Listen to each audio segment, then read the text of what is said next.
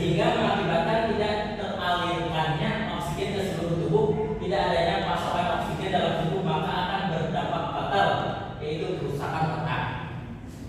Kemudian di sini ada status asmatikус. Status asmatikus adalah suatu keadaan di mana asma yang tidak membaik dengan pemberian obat asma pada umumnya. Status asmatikus juga dikenal sebagai eksaserbasi asma berat atau serangan asma berat atau asma berat yang akut. Pada keadaan status asmatikus, gejala sesak napas tidak akan membaik dengan pengobatan asma biasa seperti obat-obatan inhalasi, golongan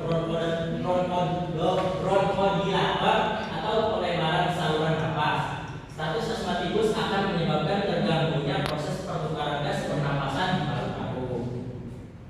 Nah, di sini ada penyebab kardiak arrest, yaitu penyebab henti jantung sekali selain penyakit kardiovaskuler adalah karena gangguan paru-paru seperti gagal napas sekunder, obstruksi jalan napas, gangguan pertukaran gas, gangguan ventilasi, embolus paru. Selain itu, henti jantung juga disebabkan karena akibat dari prosedur kateterisasi arteri pulmonal, kateterisasi jantung, pembedahan, toksisitas obat dan efek samping obat. Kemudian di sini ada penyebab asmatikus, yaitu yang pertama infeksi pada saluran pernapasan, yang kedua stres yang berat, yang ketiga cuaca yang dingin, yang keempat terjadinya reaksi alergi yang parah, yang kelima yaitu terdampak polusi udara, yang keenam paparan terhadap bahan kimia dan zat iritasi lainnya, yang ketujuh yaitu merokok, yang kedelapan timbulnya status asmatikus mungkin juga terkait dengan penyakit asma yang tidak terkontrol dan seringkali dikarenakan tidak mengikuti rencana perawatan yang benar. Kemudian yang ke-9 yaitu ditentukan oleh dokter. Itu di sini ada tanda dan gejala kardiak arrest, yaitu tanda gejala awal yang akan muncul pada korban sebelum mengalami henti jantung adalah mual dan muntah, kesadaran menurun, nyeri dada, sesak napas, kulit yang kebiruan, lembab dan dingin. Kemudian di sini ada tanda dan gejala status asmatikus, yaitu sulit bernapas, berkeringat banyak, kesulitan berbicara, kelelahan dan kelemahan dari otot, merasa gelisah, bingung atau tidak bisa berkonsentrasi. Kemudian bibir atau kulit berwarna biru, penurunan kesadaran, merasa terengah-engah bahkan ketika sedang berbaring, dada terasa sesak, merasa bahwa Anda perlu duduk atau berdiri untuk bernapas lebih mudah.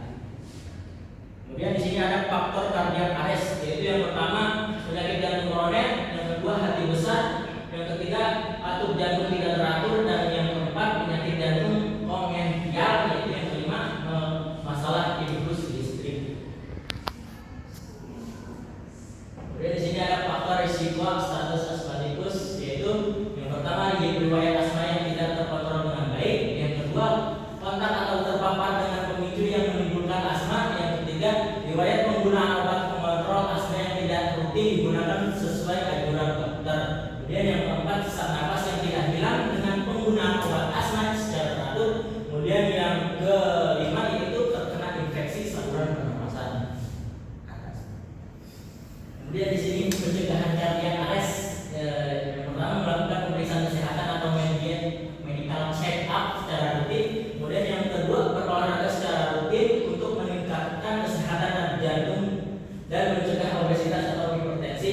Kemudian yang ketiga mengonsumsi makanan sehat bergizi seimbang. Kemudian yang keempat membatasi asupan minuman beralkohol dan makan makanan tinggi lemak jenuh. Kemudian yang kelima, jika kamu merokok penting untuk segera melakukan kebiasaan ini.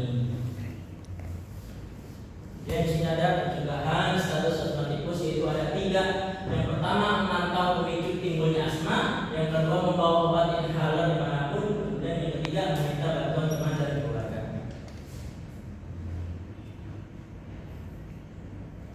Itu pelaksanaan kardiak arrest, yaitu elektrokardiogram atau EKG, yaitu yang kedua ekokardiogram, yang ketiga tes multiple gated equation atau MUGA, kemudian yang keempat MRI jantung, kemudian yang kelima kateterisasi jantung atau angiogram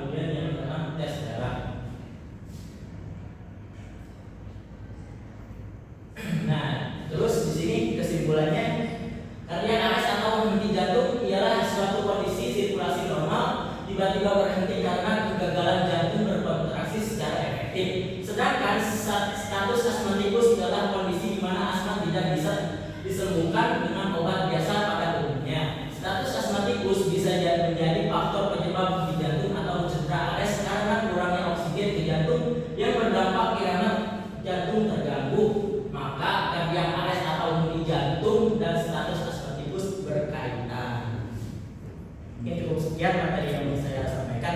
Wabillahi taufiq wal hidayah.